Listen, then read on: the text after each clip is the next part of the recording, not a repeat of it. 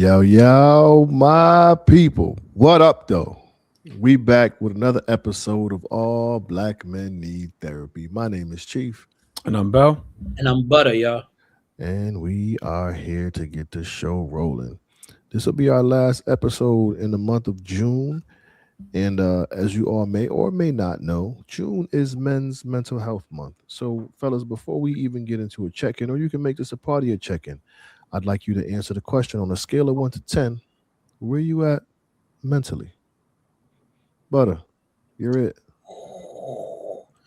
Yo, that was crazy. That was beautiful. I'm gonna answer that first. So I think I'm at about a 7. I think I'm a strong 7. Okay. And what I mean by that is I'm feeling some fatigue right now, just with, grateful. Like I've done 2 keynotes. I did an elementary school and then I did a middle school today. And then and then doing trainings with superintendents and educators. I just have a different relationship to the educational system. So I feel bad for the people who have to deliver in this climate of government and politics. Having things like special education be removed. Um, People like me would have suffered had that been the case. Like, I don't know that I would have even finished high school had COVID happened when I was in high school. Being neurodivergent and not really having, pardon me, academic support from my parents, I don't know that I would have been successful at all. But a strong 7. I feel good. I feel good though that I was able to celebrate 23 years with Momentum Education. This organization I consult for. It's been 23 years their anniversary, but I've been with them for 20.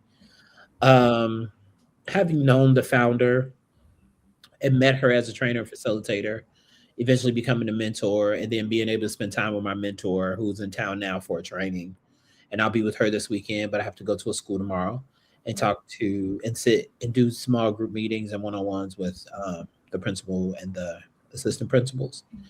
And sometimes, and as of late, I've been feeling incredibly honored to be able to do that, and also being fully transparent. Like, what are you trying to teach me? And there's been like this burn in my heart for the autistic community, like parents, especially fathers, who I never considered the grieving of the version of the child you may have wanted versus the one that God has blessed you with.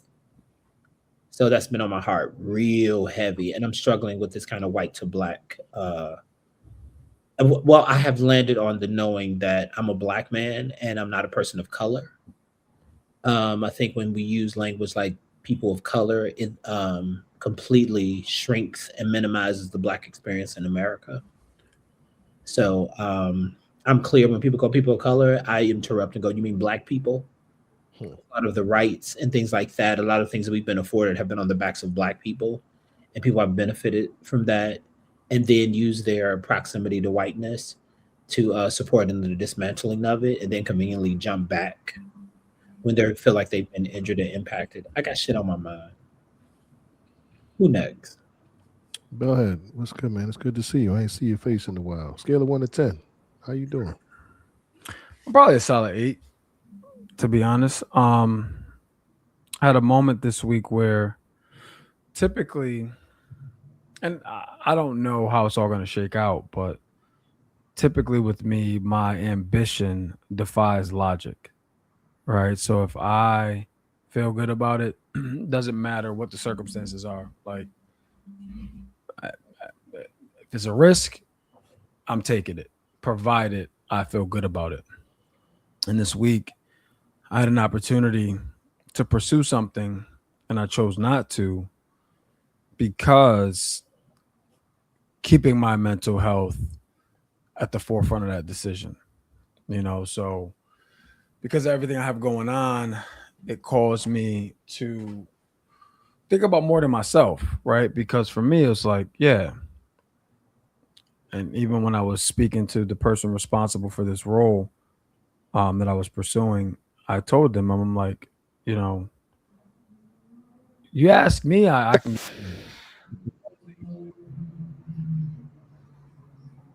You guys not hear me anymore? Yeah, I don't know what just happened. I can't. I can barely hear you now. Yeah, something happened with all of us. It was weird because I heard like cars in the background. Yeah, me too. You back now though, but You you back now too, yeah, so we're something good. crazy just happened. But go ahead. um, listen. Oh, what I was explaining to him is, you know, you leave it up to me. I can do all things. You know, the challenge is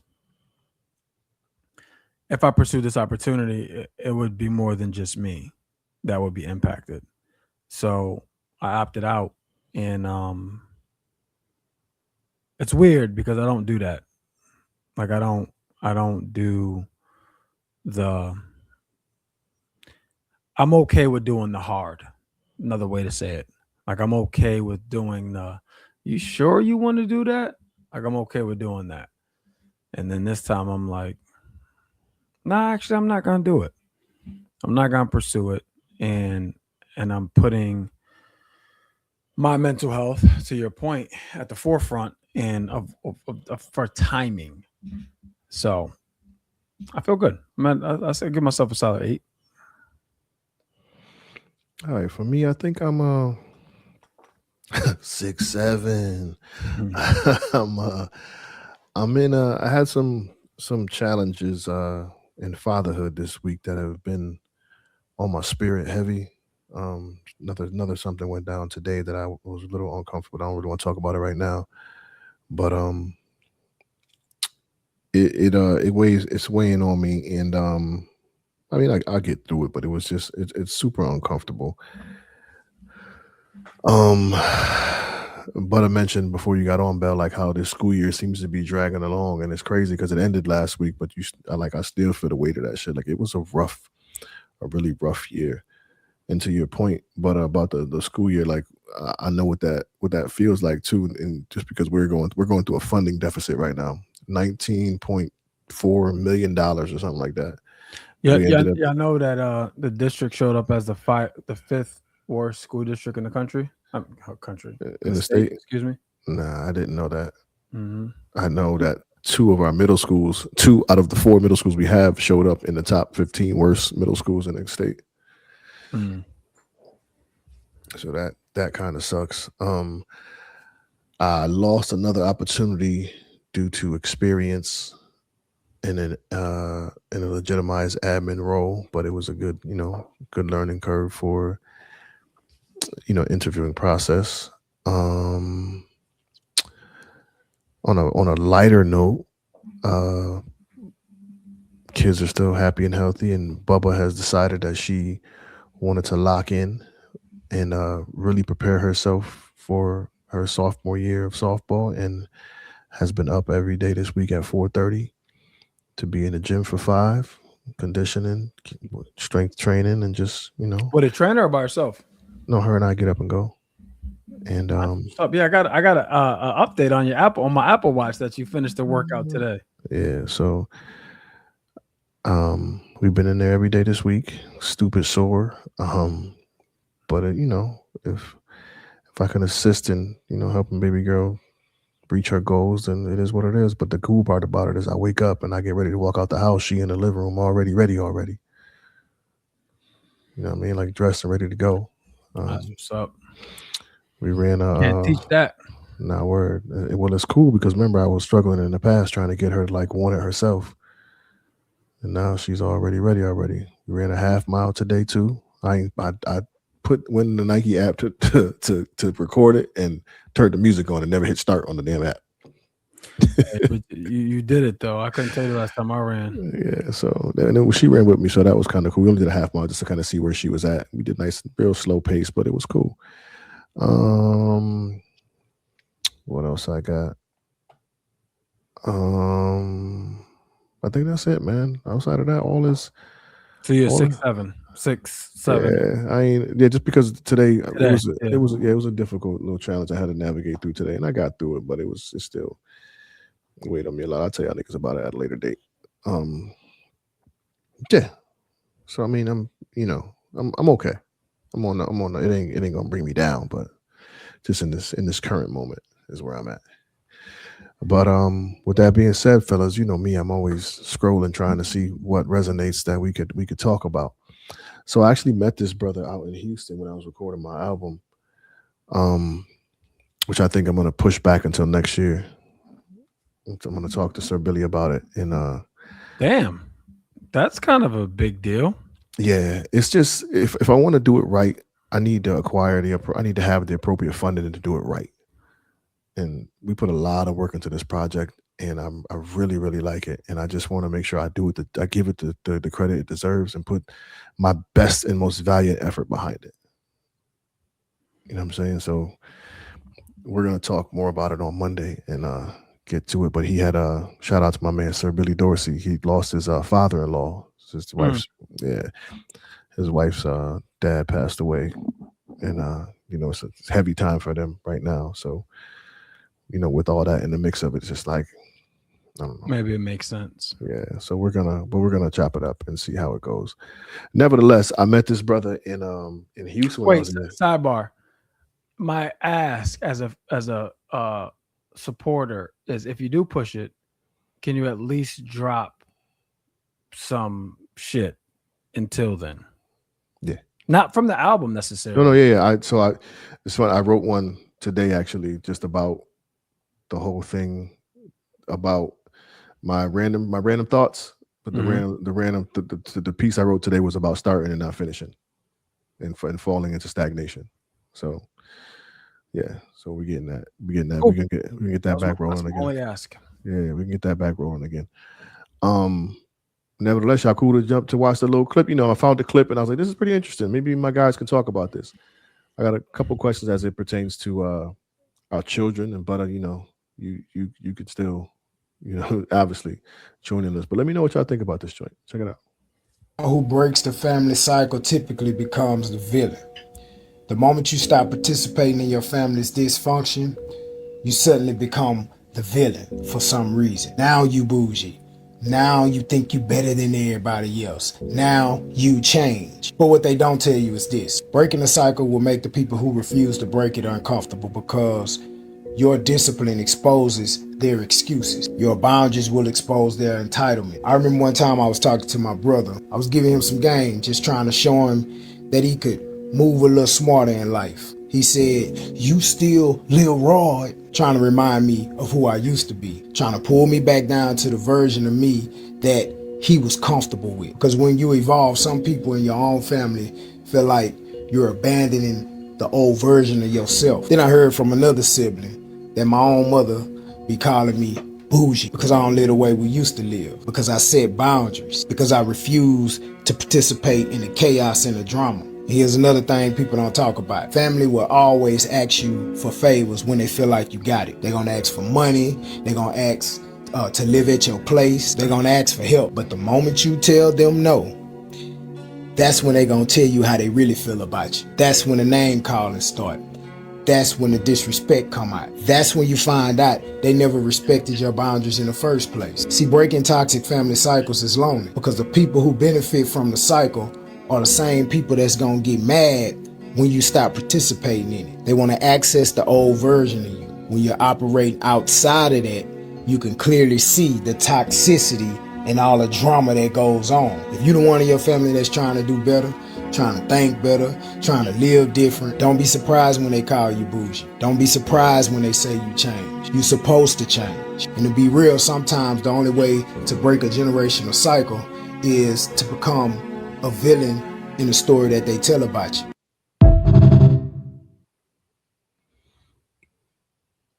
So before we get into the actual conversation, I went to the pubmedcentral.gov, right, and just looked up some stats on cycle breakers and whatnot. So first and foremost, I know everybody obviously knows what a cycle breaker is, but it's defined as the disruption of intergenerational patterns of trauma, abuse, or neglect.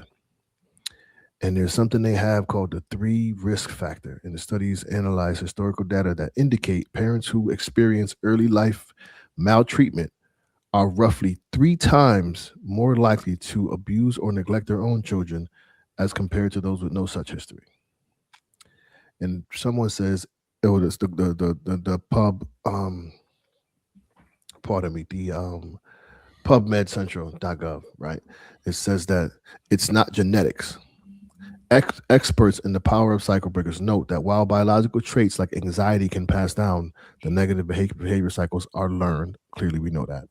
They reference something called earned security. It says attachment research demonstrates that adults with adverse childhoods who process and make coherent sense of their history parent their children as securely as well-raised adults. So these are the people who process. And then this is a recent poll of 2,000 parents of young children found that 37% identify their parenting style as cycle breaking. But it says those who focus on it, it says studies reveal that 70 to 93% of parents with a history of childhood abuse or neglect do not perpetuate the cycle in their own children. 70% is pretty high. But after 70% that experience it don't repeat it. Mhm. Who have become 70% who have become aware of it and are aiming to change it, don't do it. Okay. Now the question is, before we even get into it, just general thoughts on the video. Anything in particular stood out to you? For me, it's so interesting it's so interesting the words that we give power to, or the words that we create negative connotations around. So like bougie, Mm-hmm. you know what I'm saying? Like I didn't bother looking up the actual definition of bougie, but we all know when somebody calls you bougie what they mean by that. And like if you call me bougie based on the way I live, then guess what? You're right. And I like how I live. So if this is bougie, cool. All right. Like I'm cool with it. Like that doesn't offend me when somebody calls me bougie. You know, I'm like, awesome. You know what I'm saying? Like, yeah. Honest to God. Like I don't No, I hear you. it does not bother me at all, because here's the reality. If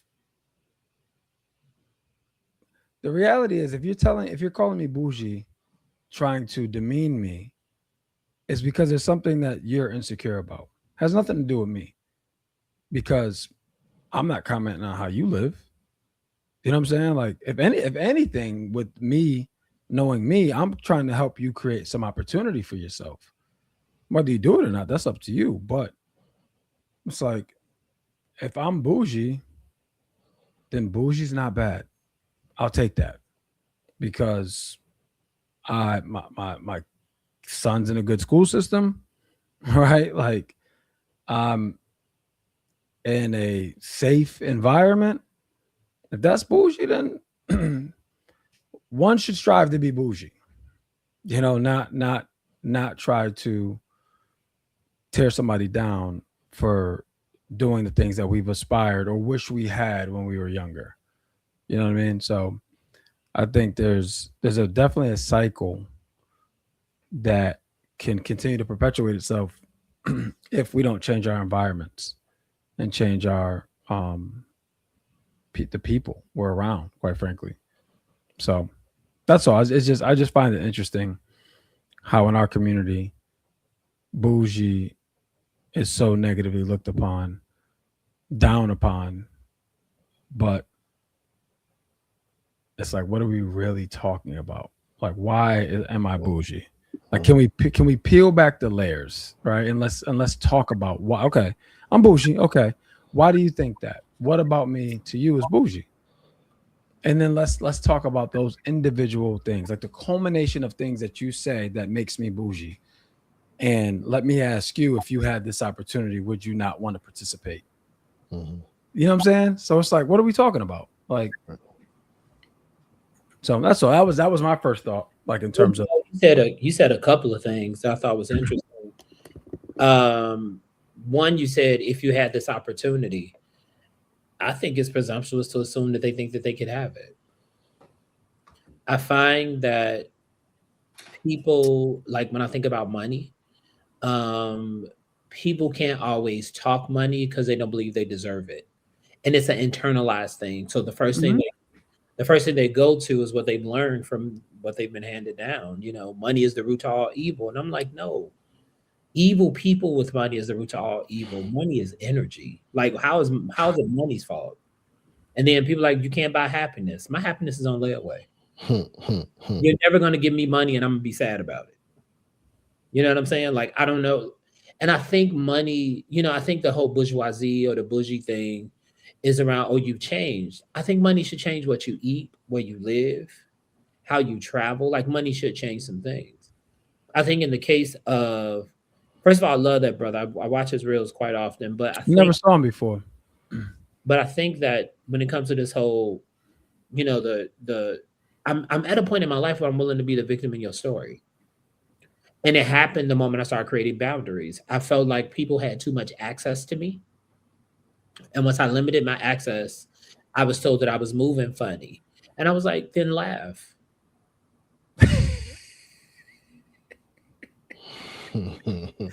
Oh, Butta does it again. I'm not stopping. Like, I'm not gonna change it because you're like, people will call me like, yo, buddy, you good? And I'm like, yeah. And they're like, oh, good. So let me tell you what happened. The dog ate the cat, and I'm really like, whoa, whoa. But when it comes to family, I've been on my brothers a lot, candidly. Like, my brother Roderick travels all over the world, really. And I'm like, yo, dad, like, you never really taught us that. Like, would you be open to teaching some of the men in the family that? And reminding them that we're the men that we have. And having family members come back, no, you're the man that we have. And I'm like, but I want that from like, I love my brothers like they were my pops. And I really, and then I'm like, am I putting unfair expectations on them? Because nobody taught them. Right. I'm in this awareness because I know, but I'm also, they may not do it for the family, but they pour into me all the time. You get what I'm saying? So my brother's always calling me at this big age, like, but he talked to me like I'm 15 and I become 15. Like, oh my God. But I want him to do that for everybody. And he may not have the bandwidth. If I can just add something real quick, Butta, because shout out to my boy Razul. I play ball with him, and he's my business partner. We own a number of houses together. But he Razul is brilliant, but sometimes he's all over the place. But we were talking today. We were catching up about an event we're putting on, and we're winding down the conversation, and he's like, "Man, I don't know how you do it." And we were talking about something completely different, and he responded to something I said. He's like, "I don't know how you do it. I don't know how you keep in contact with everybody. How you do?" I'm like, "Wait, what are we talking about?" And he's like, "You." He's like, "I don't know how you do it. Like, how do you keep these relationships?" He's like, "Just hearing all the updates you give me about people you've been in contact with." He's like, "That gives me anxiety. Like, that's like a lot." And I'm like, "Well, a couple things, bro. One, I don't realize I'm doing it.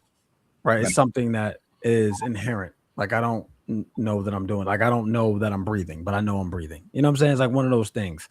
And I explained to him, I'm like, because he and I are completely different, and I'm like, and he's a entrepreneur. Like, he doesn't work for anybody, works for himself. And I'm like, bro, I could not keep up with all the stuff you're doing. He's building perspective.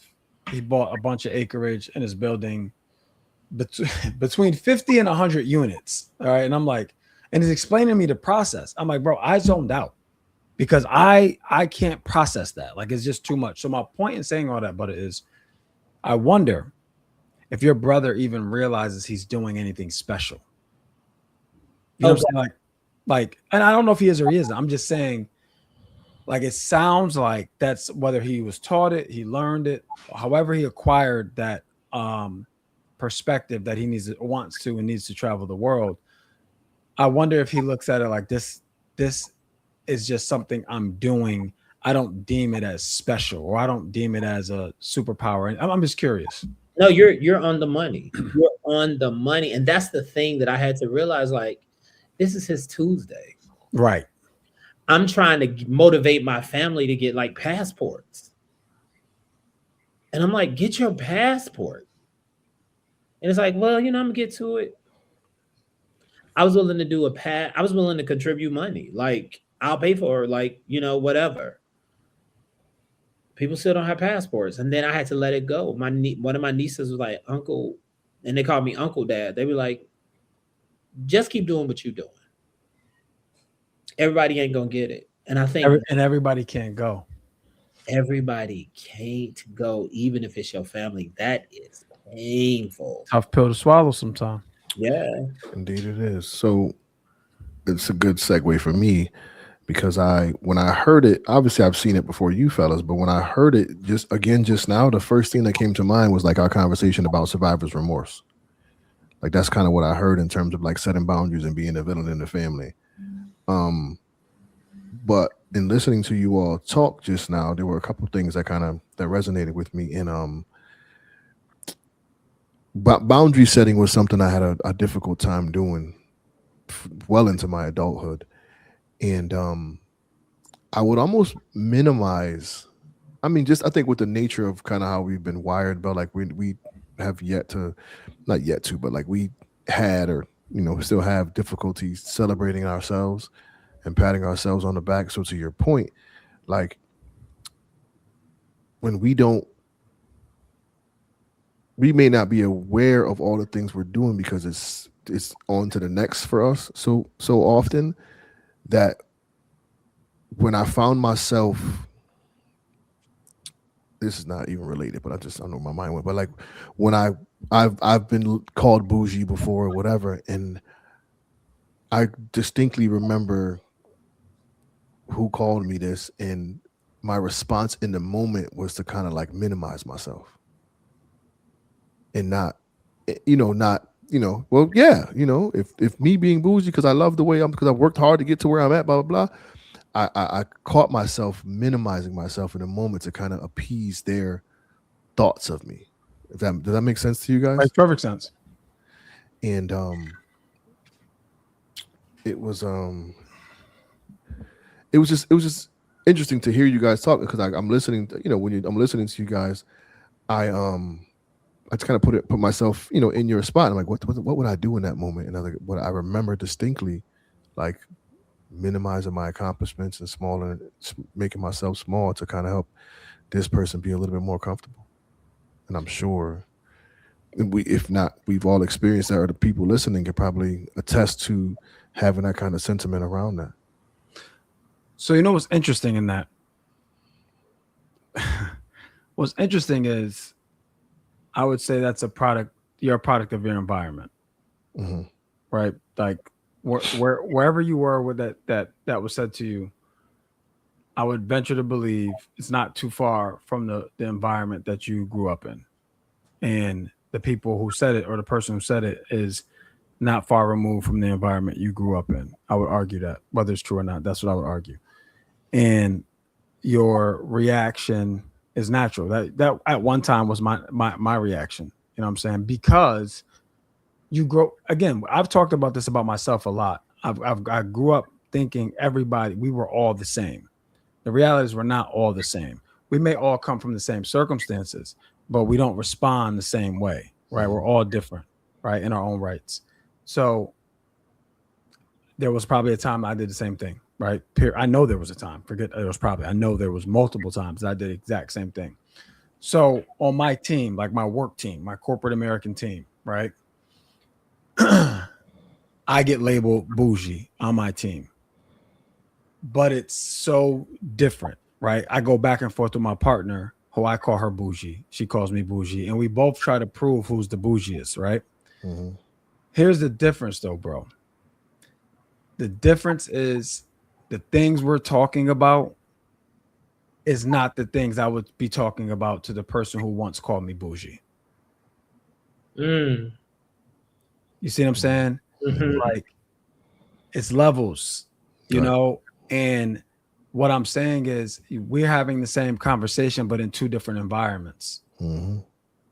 So the environment that I'm having the conversation in, like my partner, I'm having a conversation. She has this beautiful dining room, and there's like a bass, Mm-hmm. like the bigger version of a cello, like the big like orchestra like instrument, and that's like her centerpiece. And I'm like, but so I walked in, I was like, but I'm bougie, and then she starts defending herself, right? Like, no, this is this, whatever. But it's like that shit is fly. Mhm. You see what I'm saying? So like I'm saying it from a place where it's like, oh, this is dope. Like this is a nice house. And like the fact that you use an instrument as a decorative piece is fly. You know what I'm saying? So and then she defends herself because it's like she's not minimizing her bougie. She's just minimizing like I don't have as much money as you think I have. I like all these nice things, but don't think I'm rich, right? But it's all relative. It's the only point I'm trying to make. It's all relative. We're having the same conversation in a different environment and it's playful, right? And we're still each trying to unconsciously strive for more. Whereas too much of that conversation you had, and I'm speaking for myself, too much of that conversation you had, you could forget who you are Mhm. and put yourself back to appease the masses, Mhm. right? So when I have that conversation now, it's like, oh, wonder what they're gonna say now when they see this, right? And then it's like, I'm gonna have to say I don't have what you think I have. I'm gonna have all that conversation, but we're still striving to do more, Mhm. right? It's more playful and funny and light spirited. You know what I'm saying? So it's just it's the same conversation, but with different people. So it's received differently. That's the only point I'm trying to make. But I think your point is clear. I think it's a soft validation also. True. I think it's a True. soft validation. I think Mhm. it's different when everybody in the room wants something different or better for themselves. Right. And so the bougie does become the game. Like I'll be bougie then, but you Right. too. Oh, we all bougie together. So now bougie is normal. Right. Stabilized, and it's been stabilized. I think when from the brother on the video when he talks about that conversation of being labeled certain things, and it's interesting we landed on bougie. I'll leave that there. But how that brother mentioned what he mentioned and the sting of it coming from his mother, right? Though he held it as a grown man in his own business, but I think it's also who's saying the thing. Like to your point, Chief, when you talk about you can remember the person saying that.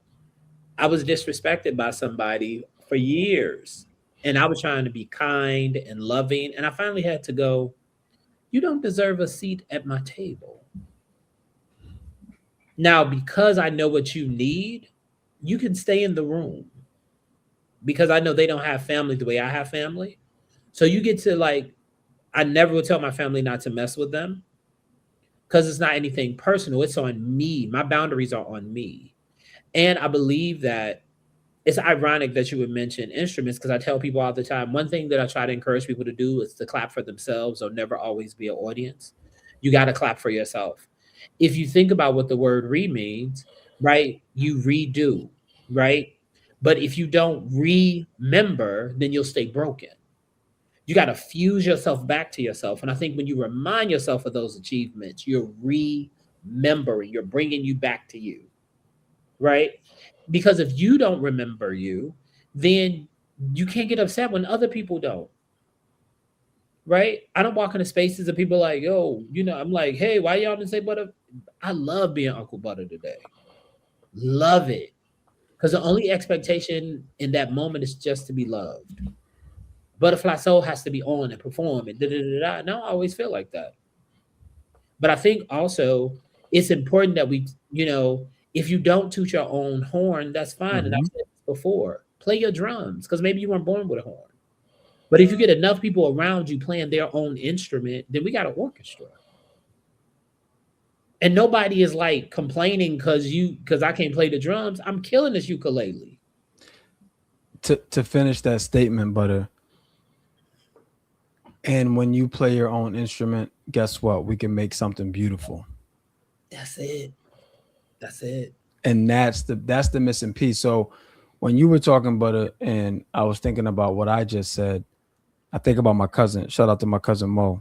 We got another cousin that's kind of, he's like, he's just got grimy in his blood, right? He just got grimy in his blood. And so, this was years ago, 10, 15, 13, 16, 17 years ago. And something happened with that, because that cousin that got grimy in his blood, we're closer in age than my older cousin is to us. And something happened between them. And whatever it was, it didn't go according to plan. And then my cousin, I was trying to minimize it for my cousin that got grimy in his blood to my older cousin who we all look up to. And then he said something. He was like, nah, Chris, he had larceny in his heart when he came in my house.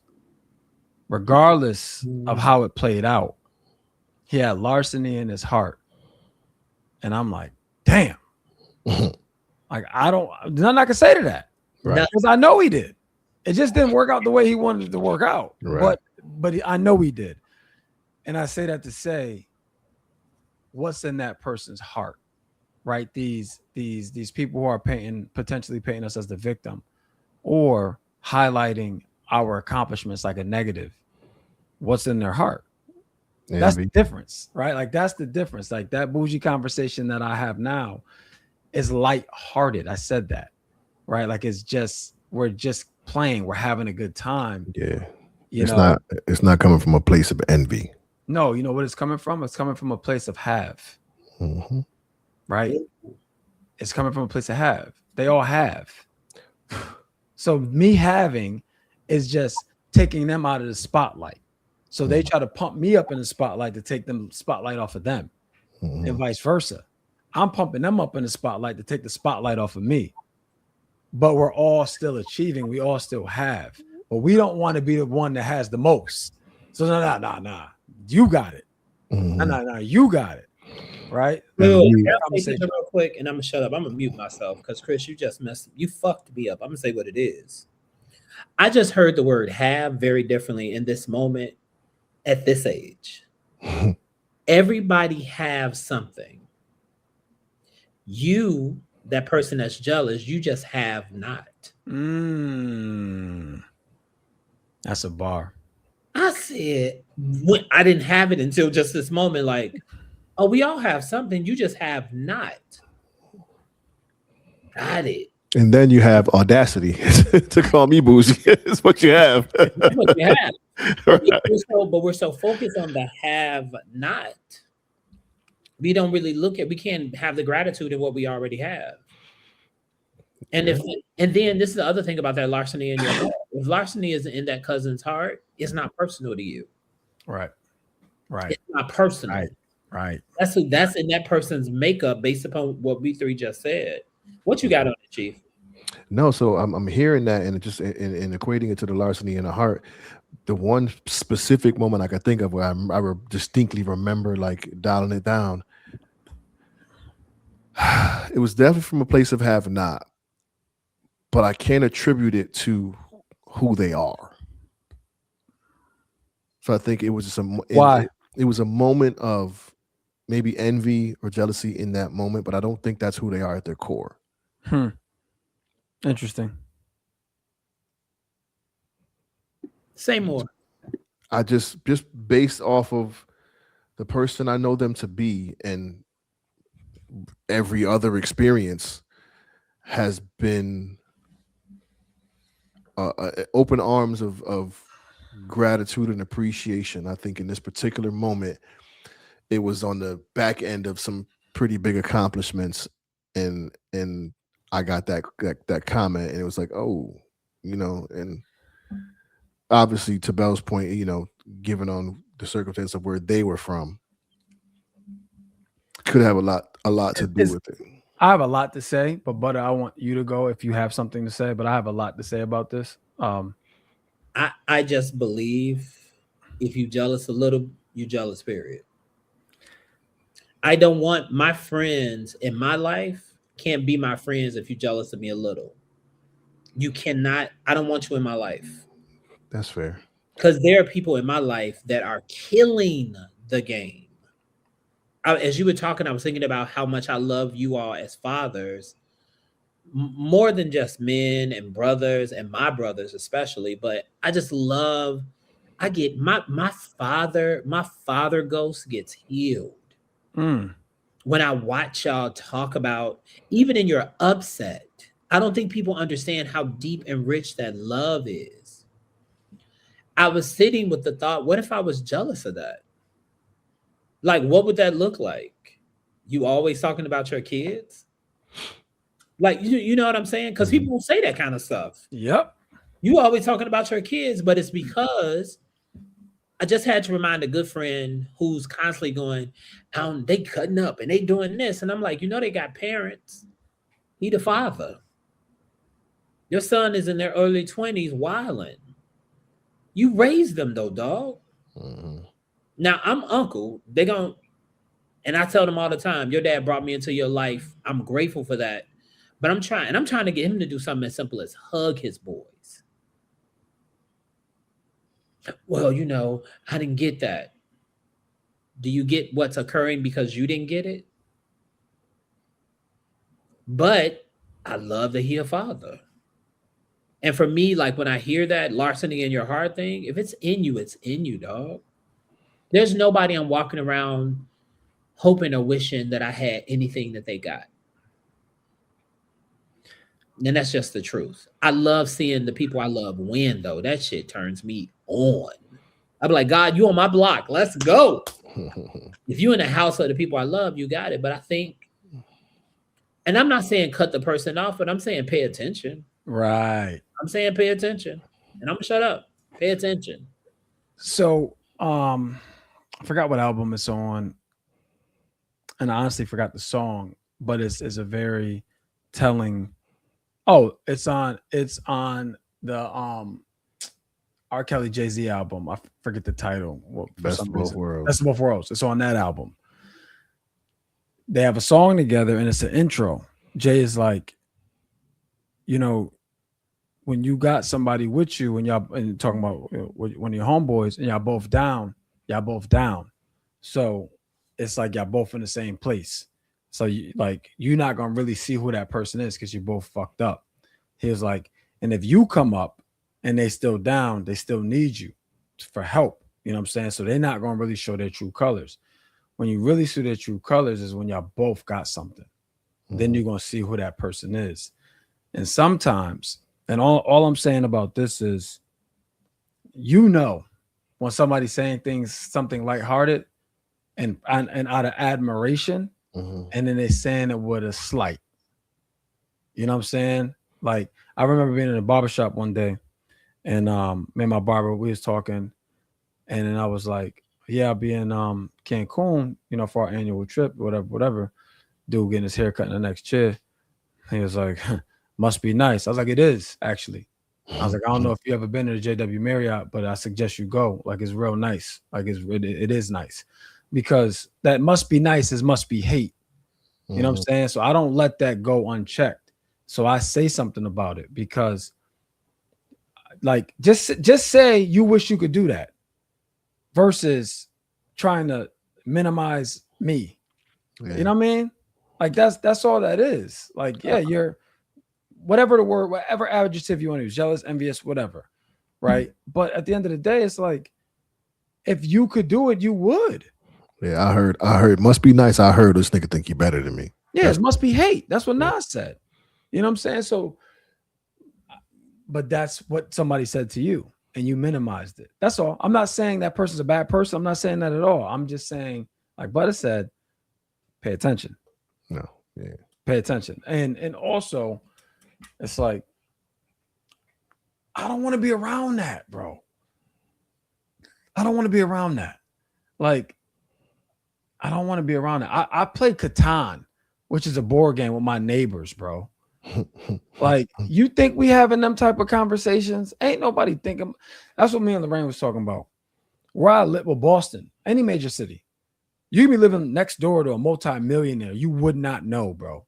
Like, you would not know. Like, whatever we growing up we deemed as success and whatever, they don't got it. Like they don't have the G-Wagon in the driveway. You know what I'm saying? But they trust that they put together for their kids is crazy. You know what I'm saying? Like the renovations that they're doing to their house cash is crazy. You know what I mean? Like you just bought a house inside your house. Cash. That's crazy. Or I'll give you another one. That's a telltale sign. So Massachusetts, for those who don't know, is the most expensive state in the country for childcare. Depending what poll you look at, second to third most expensive state to live in. I remember when I realized my definition of wealth and rich changed. I was picking Chase up from daycare. I might have told the story before. I was picking Chase up from daycare, and I saw the kid in his class, the mom, who also had another kid in the same daycare. So 2 kids in daycare. And just so you know, you don't get deep discounts for 2 kids in daycare. You get like 5%, like $100 off or something like that. So nothing crazy. More perspective. When we put Chase in daycare, true story, his daycare was more expensive than both our mortgages that we had combined in Connecticut. Just so you understand. So when she's going to get the other kid out of the class, she's walking, she's ahead of me. I'm like, damn, she got 2 kids in daycare. I'm like, they must be doing well. That was in my inner thought, right? Like that was my inner thought. Bro, when she's walking back with the second kid, so she has both kids in both hands, I see that she's fucking pregnant. I said, oh, y'all got it. Like y'all got it. Like y'all got it. Like 2 kids in daycare, 1 on the way. Oh, you up. Right? Like, and that was when I'm like, there's another level. Like it's not like, because conceptually, I'm like, you know how much money you got to be making to have 3 kids in daycare to justify the cost of daycare? You know what I'm saying? Like, because at some point it becomes a wash. So it's like, well, if I'm with my kids or I'm making the same amount of money to put my kids in school or daycare, why don't I just stay home with my kids? But, and whether she put that 3rd kid in daycare, I don't know. But the point is she was having one. And I'm like, if you can make that financial decision to decide whether or not, okay, I'm going to have another kid and I'll figure it out, I'll be okay, you're doing extremely well, which I'm happy for. It wasn't no hate or nothing like that. But it was, again, for me, the perspective of money changed. And that's what I'm saying. When you live in big cities, it doesn't look how it looks in the hood. You know what I'm saying? Like the money doesn't look like it looks in the hood. The money is different. It's like coded. You know what I'm saying? Like you can't look at somebody and be like, oh, you up. But when you see, but there's signs. Like, you know, the saying, like, I'm not gonna tell nobody when I hit the lottery, but there will be signs. Having 3 kids is signs in daycare. That's a sign. You know what I'm saying? So anyway, I don't even know how I got down that rabbit hole. So my apologies. No, all good.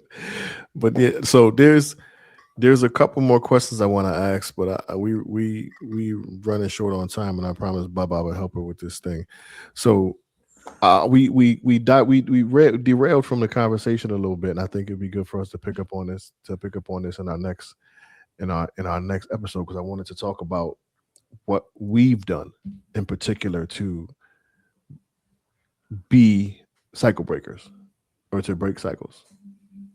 So that's something I want y'all to pontificate upon once we reconvene, because I think it'd be something that the people would like to hear in terms of just the things that we have made it a priority to steer away from that we've seen as we were growing up. Just without answering real quick, does anything come to mind off the rip, Bell? I mean, a number of things come to mind, but I don't know that this is like a touchy subject for me, because I get a little triggered when like cycle breakers, like I get a little trigger from that, because this is just my opinion. Like I feel like that's become like a glorified term or like a overused term. You know what I'm saying? Like generational curses. And I'm like, got you. I don't really subscribe to that generational curse thing because here's what I know. For everything I didn't have, it made me who I am today. Right. And whether it was right or wrong, like it doesn't matter. It's how it's what made me. Yeah. So I'm taking all of that and then creating my own life. So I don't look at it like I don't do, said differently. I don't do anything in an effort to undo something that was done to me. I do what I feel is right based on the knowledge and the awareness that I have and the goals and the dreams that I have. If it so happens to be the complete opposite of what I experienced, cool. But I'm doing what's right for me and my family. If it happens to break a generational curse, I don't look at it as a curse because at the end of the day, you're here, right? You arrived here. You have the ability to say you want to break a generational curse. Well, I mean, so yes, but I think although they do go hand in hand, but it can be a lot. It can be interpreted a lot lighter when it's a cycle break versus a generational curse. What's the difference? And I'm I not. just, I'm, no. I just feel like curse has a lot of like a huge negative connotation behind it, and it could be something as simple as finances. Like that's a cycle breaking thing. You're intentional about building your trust and creating this financial platform so your family can be okay. That's a cycle break. It's not. Yeah. Is there a Okay. curse behind that? You know what I'm Yeah. saying? Yeah. But this is why I get jammed up because what cycle did it break? I'm coming out with financial literacy. So it's like whatever my parents did pushed me to go there. Mhm. So I see what you're saying. it's like, yeah, we didn't have money, but they did enough to get me to understand that we don't have money and you need to do something about it. So it's like, what cycle did I break? I just and it could be verbiage that I struggle with that. Like it's just like No, I see the way you worded it just now. I see that. So maybe I mean another way to word it would be: Are you a cycle starter? Are you starting a listen, new man, cycle? I don't live in the past.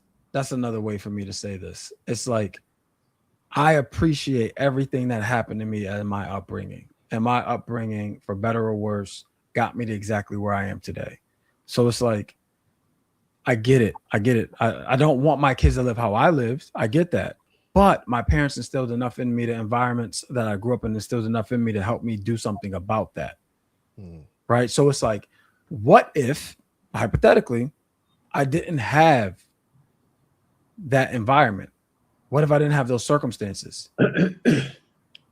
So if I'm and I don't appreciate it as a result. So now I'm breaking a cycle in a negative way.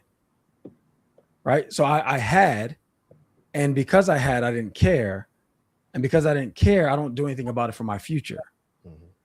Right? And again, most of this is semantics. I'm just telling you from where I sit. It's like when I hear cycle break, it makes me feel like my parents failed. That's how I internalize that. And then the reality is it's like they did the best they could with what they had. You know what I'm saying? And I was able to garner knowledge, information intuitively, explicitly, and did whatever I did with that information. You know, so it's like, no, I wouldn't change my childhood. There was things that happened that shouldn't have happened, but those things that did happen has caused me to be the man I am today. So I just get jammed up with cycle break in general. I get jammed up with those terms, not the actions that follow. Sorry to derail the whole No, time. no, that mean that, but that's what we're talking about. So that mean it offers different perspective to those listening and and tapped in with us. So yeah, I do have to run, fellas. I wanna wrap this up how we normally do it. LT, you look like you really in deep thought, man. So I'm gonna let you go ahead and bust that window open first. Tell us what your final thoughts are regarding this particular conversation. Um, Thank you for that. I think the danger and taking on more titles is that you think it's about you. I have no desire to be a cycle breaker. What I do understand is that those cycles had to occur for me to occur. Um, Unlike you all, there's some things I would have liked to have been different as a child. But what I also recognize is that I wouldn't be able to stand in certain rooms had I not had the childhood that I had. And I also, the older I get, I also recognize that though my parents didn't know that they were enough, they also didn't know what level of genius they were raising because of the cycles they were raised in. But because they were so committed to be who they were, they forced me into who I am. And so I don't have nothing around that. I'm grateful for it. And there are people right now grateful that I had the parents that I had, and they don't even know my parents. And so I think that kind of thing happens. As far as the family, I want to apologize for loving my family. I will always have expectations of them. I don't know if that cycle, I don't know if I'm breaking the cycle or things like that. What I can tell you is that childhood trauma is real. I would like to also recommend a book real quick. And the book is really dope. It's for adult children of immature parents, of emotionally immature parents. It's a really great book. And it's by Dr. Lindsay Gibson. And it's really dope. And she's a psychologist, I believe, and she does this conversation about how to heal from distant, rejecting, and self-involved parents. And I think that's for a lot of us. That's where it stems. So I would encourage you all to pick up the book. It's very cheap on Amazon. I have it in my arsenal. I'll go back and reflect on it when I'm having difficulty navigating some personal stuff. But I'm like, Bill, I appreciate what has occurred. And I'm okay with being bougie, but I've been called a lot of stuff, but I don't let those titles stick. I'm who I say I am. For sure, for sure. I'll go middle because I don't want to be the last one. So I think in hearing Bell's you know perspective on the terminology of it all, I think it can be triggering for some people, but I know some people do aspire to live differently. Some people dare to be different, and it could be as simple as the gentle parenting phase. Now, you know what I'm saying? Like I think that's a cycle break when you're trying something that that was different. Again, that type of parenting made you who you are, and it could be just not how you want to raise your children. Cool, but it's still something that to be considered as doing something different than how you were raised. So my final thought regarding this is just kind of like dare to be different. And once you've arrived at that space where you are identified as or can identify as different, embrace it because it ain't always a bad thing. Go ahead. I'll sum this up easy, man. It's great timing because I was listening to an OJ album 444, and my final thought is gonna be one sentence. He said in there, "I'm clear why I'm here. How about you?" That's my final thought. Simple enough. I'm clear why I'm here. How about you? Think about that, my people. Listen, we here every week. We're on all social media platforms at All Black Men Need Therapy. We got a voice line, 860-410-6160, 860-410-6160. We can be reached at Gmail at All Black Men Need Therapy at Gmail. Hit us up. Let us know your thoughts, questions, comments, complaints, or concerns. We don't really give a damn about your complaints, but we'll listen to them anyway. Um, we are here weekly to create a safe space for Black men to openly engage in conversations surrounding mental health. We do that and we grow and we help everybody else grow. And we appreciate y'all for sure. Tell a friend to tell a friend. And I think that's all I got. I think we tapped in all the things. So, per usual, y'all, do us all a favor and hug a Black man today Do it. and tomorrow. Do it. and it's Men's Mental Health Month. Check on your strong friends. We need it. Come on now. I'll holla at y'all. Peace.